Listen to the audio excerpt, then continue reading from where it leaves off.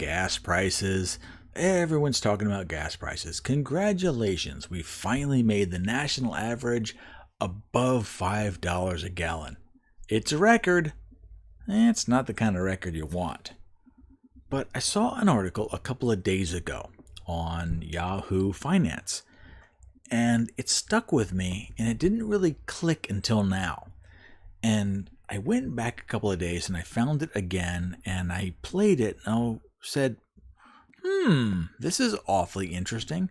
So I want to play it for you, and we're going to talk about it a little bit. It is a little more surprising than you think.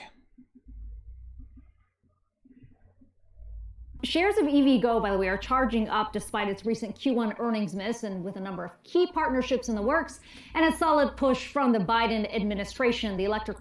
Gotta stop already. EVgo. It's a publicly traded company, and what they do is they make charging stations for electric vehicles. They missed their earnings report, and yet the stock has gone up. Okay. That doesn't happen very often. And when it does, there's usually some kind of I wouldn't say insider trading. That's not fair because I don't know that. But Biden is pushing this company, and they missed their earnings report, but the stock went up. Good place to start.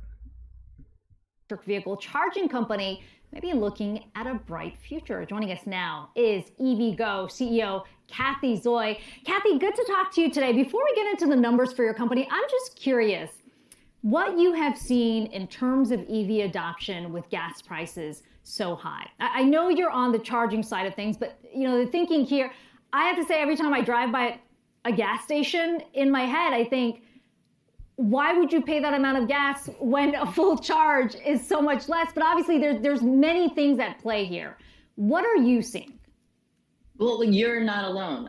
Apparently the most common Google search over the past 4 weeks or so has been in the United States has been people looking for, where can I buy an EV? So the appetite is well and truly surging because of gas prices in part, but also because there are so many new offerings. I mean, I am by no means a body language expert. However, I am a human who has lived on this earth for a while, and I've met lots of people. Her facial expressions don't match the tone of her voice, and her excitement level doesn't match her face. She's making weird eyebrow movements and looking off and left and right, and these fake smiles that pop up as she's talking. It's weird. I'm not saying there's anything wrong with that. I'm saying it's worth noticing. Now got, in the next 24 months, 50 different models of EVs are coming to market. So no matter whether you want to drive an SUV or a pickup truck or a little compact car, you have a choice now with EVs, and they're coming from many manufacturers. So yeah, there is just a giant appetite for EVs. Hey, Kathy, Brian Chung here. So I want to highlight some numbers for your company. Your network has a throughput of 8 gigawatt hours, and then you also have the amount of stalls you have is about 2,000. Now, we know that demand is outpacing the supply right now. So give us a scale of how much further you expect to grow your network, given the fact that there are just a lot more EV drivers that are going to be expected over the next few decades. Yeah, look, this is early innings of this game, as you know. I mean, it's a once-in-a-century sectoral transformation of a major sector, transportation. Everybody's going electric. So, we expect to... That's a framing issue. Not everyone is going electric. I automatically discount that. She sells charging stations. Of course, she wants everyone to go electric, but they're not. Electric vehicle owners are still a very small fraction of the people that drive cars, so that is categorically false. To deploy at least 10,000 fast chargers over the next several years. And as you say, we're sort of now at about 1,800 fast chargers. So it's a very, very wonderful, fun, interesting, accelerating part of the growth curve for us as EVgo. Kathy, how are you thinking about where to deploy some of your chargers? I mean, you've got some big partnerships in place with the likes of GM. How much of that... She mentioned a partnership with GM, and yet that is not on screen. Subaru, Toyota, Save Mart, Chase, Wawa, and Meyer. Didn't see the one she talked about. Just pointing that out. Deployment is happening in conversation with the car companies, with the utility companies. How are you thinking about that infrastructure? Yeah, so we only invest where we can achieve a double-digit return. So full stop. We only invest where we can see a double-digit return. So poor neighborhoods, yeah, forget it. You're out. Places that are far removed from big cities, no. Listen, you want to talk about corporate capitalist greed? You're looking right at it. Historically, we've had a lot of our investment has come in California because that's where historically most of the EVs have been in the United States. But now we've got the car companies who are excited to sell their vehicles everywhere. So we're building everywhere. We talked yesterday about We're building everywhere, but only in the places where we can get double-digit returns. She did say that. Our new growth in Michigan, in Florida, in North Carolina, in Indiana. I mean, we're deploying everywhere. And as you've heard the Biden administration say, we want ubiquity of charging infrastructure so that idea of being able to get a charge anywhere you are is never a gating item for drivers as they consider their next car purchase. Yeah, Kathy, I was going to say, the fiscal... Well, if you're considering your next car purchase, you could get a Kia or a Hyundai. They're great on gas. Volkswagen has lots of cars that are great on gas. Honda, Toyota, lots of small cars that are great on gas. Gas stations are everywhere. There's no gating for that. Or you could spend $60K average on an electric car and hope you can find a charging station in the near future that might be near you. Did I understand that correctly? Policy side of things seems to be such an important part of the story because this is a national need. So when you hear the Biden administration's kind of posturing on all of this, seems like they seem to agree with you in principle about how to do all of this. How much help is going to be needed from the government for not only EVgo, but the other types of companies that are in this space as well to make sure that the network nationally is there for this? Yeah, so what we try to do with EVgo is like kind of the Wayne Gretzky thing. We try to build infrastructure just ahead of demand. And right now in much of America, the demand is growing, but it's low. So that federal funding can help support companies like EVgo to do. This is what I've been waiting for. She said the words I was praying for. Federal funding can help EVgo. EVgo missed their corporate earnings goal. The stock went up, and because there is federal funding. I think I just pieced together the puzzle here. If they're gonna get federal funding, whether they meet their goals or not, it's a great investment. They're being propped up. You know what they're being propped up with? Your money. Suck it, losers.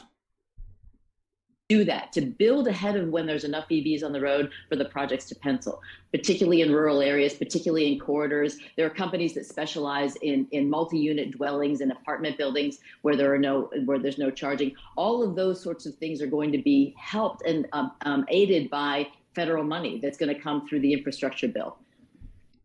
More federal money through the infrastructure bill. You see where this is going now? Oh, shut up. Quit auto-playing. Federal funding. That's the money you have to pay every year in taxes to support a company that only will create new infrastructure where they're guaranteed double-digit income. You picking up on this yet? You feeling it? Now, okay, this has been fun, but that's not the main course. That was an entree. We're going to continue scrolling down to this AOL/Yahoo News article. And here's where it gets fun.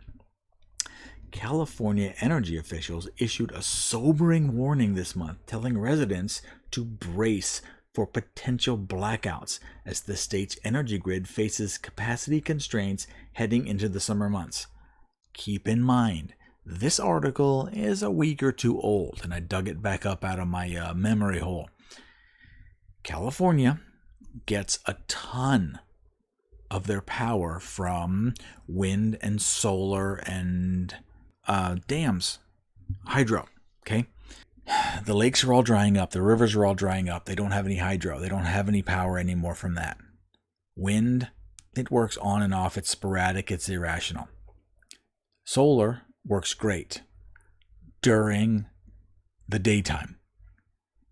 And we get all of our solar panels from China. Just let those three pieces of information sit in your head for a second. In Sacramento, officials said California's grid could face a potential shortfall of roughly 1,700 megawatts, which would affect the power supply of between 1 and 4 million people this summer. That number would likely be exacerbated by an additional shortfall of 5,000 megawatts in the case of extreme heat and further fire damage to existing power lines. Oh no! Another drought and a fire? Listen, California, you're known for wildfires. You might as well pencil that into your calendar. You're going to get another wildfire. You're going to lose power in major city sections. And congratulations, you're going to get brownouts and blackouts. And since the state has committed to phase out all new gas-powered vehicles by 2035, well ahead of federal targets, the additional load from electric vehicle charging could add more strain to the electric grid. Okay, Callie. Hey, force everyone to get electric cars. Can we charge all the electric cars? No. Well, how are you gonna make that work? I don't know. But no, wait, you don't have enough electricity to run air conditioners and you want to do electric cars? Yeah. How? Oh no. You guys are in for a world of hell you couldn't even believe. This is a Yahoo News article. They're leaning towards the left. They're pro you guys in California. And they're telling you in the softest words available, you're screwed. You're screwed now, and it's going to get worse. It's going to get worse if you guys all switch over to all electric cars by, when did they say? 2035. Oh my God, are you in trouble? If 10% of the vehicles in California require electricity to run, the state will virtually shut down. You won't be able to turn on a microwave because Jimmy John wants to charge up his Tesla. You guys are so screwed. I can't wait. Mwah! Enjoy it. I'm not going to read any more of this article because I got to the points that I wanted to. But hey, buy an electric car if you can. If you can scratch up $60K to buy an electric car, go for it. You'll save a couple of dollars on gas. But when the time comes that you can't charge it, it's the world's most expensive brick. Good luck. I wish you the best, but I literally don't care. So, I'm sorry. Let me walk it back a half a second. If all of this information is new to you, good. I'm glad I could bring it to your attention. If this information is completely predictable and you saw it coming, yeah, I get that. There's nothing you can do about it. California, you're not going to be able to replace your government, and you're not going to be able to change anything. They're in it for the long haul. The decisions have already been made, and there's nothing you can do about it. Leave or shut up. Those are your choices. Now, after you've made that choice, please do me the kindness of reaching down there and tapping that round button. Subscribe. It helps me to bring you more information. And the worst part is, someone's going to watch this video 4 or 5 years from now and go, my God, how come no one told me? I told you.